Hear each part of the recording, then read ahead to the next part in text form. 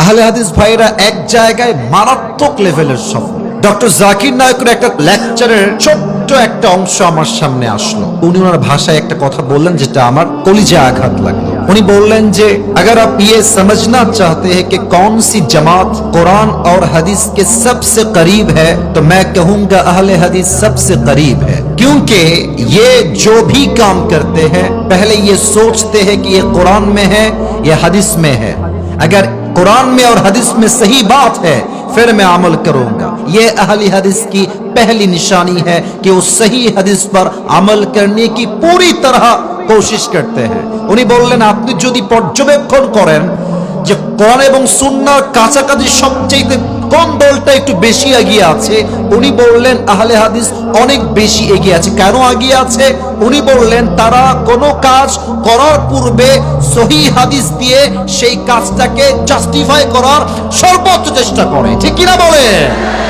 পোস্টারটা আমার কাছে যখন এসেছে আমি লেখা দেখেছিলাম আহলে হাদিস জামে মসজিদ উন্নতি প্রকল্পে। আসলে দেখেন, আমি কিছু কথা আসলে আছে কলিজার থেকে বলবো। আমার ভিতরে কোনো প্রকার হিংসা বিদ্বেষ ছাড়া আমি কথা বলছি।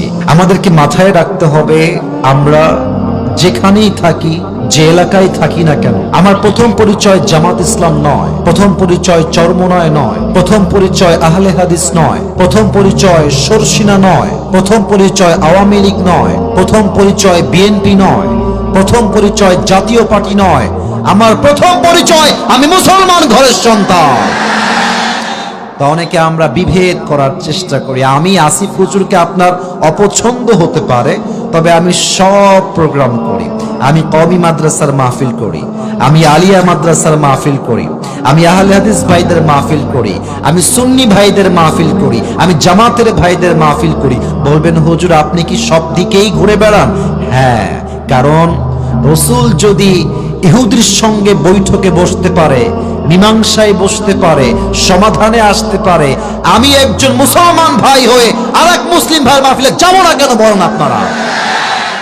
তবে কিছু কথা আহলে হাদিস ভাইদেরকে নিয়ে বলছি, কলিজার থেকে বলছি। দেখেন, আহলে হাদিস ভাইরা এক জায়গায় মারাত্মক লেভেলের সফল। কিভাবে সফল দেখেন, আহলে হাদিসদের মাহফিলে কোনো মানুষ আলতু ফালতু কাহিনী শোনার জন্য কেউ আসে না।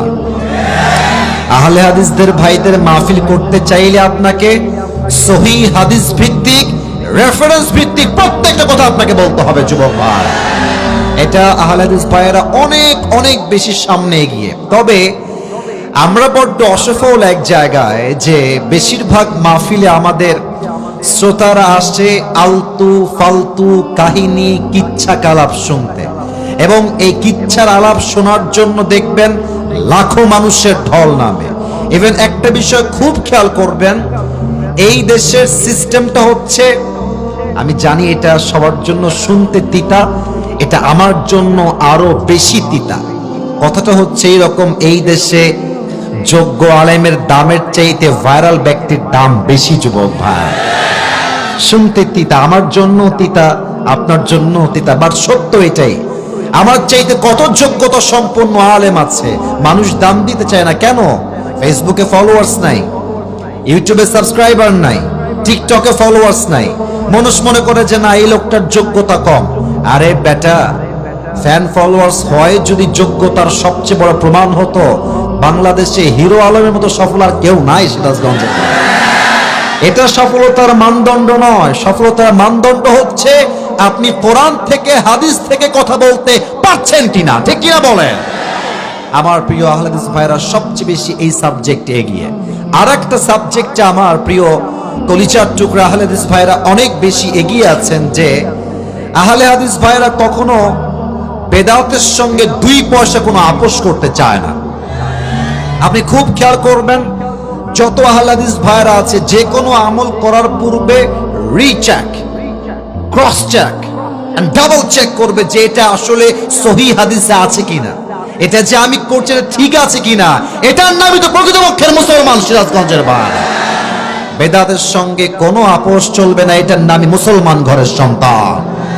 3 নম্বরে একটা কথা বলে শেষ করতে চাই, সেটা হচ্ছে আমাদের বিশ্ববরণ্য একজন ইসলামের দায়ী, নাম হচ্ছে ডক্টর জাকির নায়েক। নাম তো শুনেছেন? তো আস্তে কনকে নাম তো শুনেছেন। আমি আসার সময় এই যে রিসেন্টলি আজকে মেবি বিফোর সালাতুল মাগরিব ফেসবুকে স্ক্রল করছিলাম, ডক্টর জাকির নায়কের একটা ছোট্ট লেকচারের ছোট্ট একটা অংশ আমার সামনে আসলো। ওনার ভাষা যেহেতু হিন্দি বা উর্দু, উনি ওনার ভাষায় একটা কথা বললেন যেটা আমার কলিজা আঘাত লাগলো।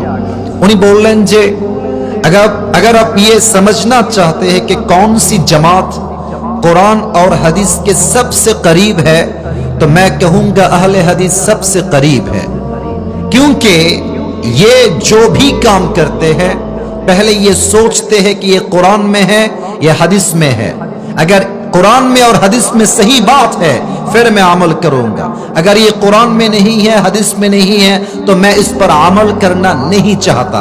ये अहली हदीस की पहली निशानी है कि वो सही हदीस पर अमल करने की पूरी तरह कोशिश करते हैं। उन्हीं बोलें आपनी যদি পর্যবেক্ষণ করেন যে কোরআন এবং সুন্নাহর কাছাকাছি সবচেয়ে কোন দলটা একটু বেশি এগিয়ে আছে, উনি বললেন আহলে হাদিস অনেক বেশি এগিয়ে আছে। কেন এগিয়ে আছে? উনি বললেন তারা কোনো কাজ করার পূর্বে সহিহ হাদিস দিয়ে সেই কাজটাকে জাস্টিফাই করার সর্বোচ্চ চেষ্টা করে। ঠিক কিনা বলেন? এখন আপনি বলবেন হুজুর আপনি কি দালালি করছেন? না, দালালি করছি না। আমার কথা হলো যেই দলের যেই ভালো দিক আছে আমরা সেই ভালো দিক বলবো, আমরা হাতে হাত রাখবো, আগামীর বাংলাদেশ ইসলামের বাংলাদেশ হয়ে যাবে। আল্লাহ আমাদের সবাইকে ঐক্যবদ্ধ হয়ে কাজ করার তৌফিক দান করুক। পড়েন সবাই আমিন।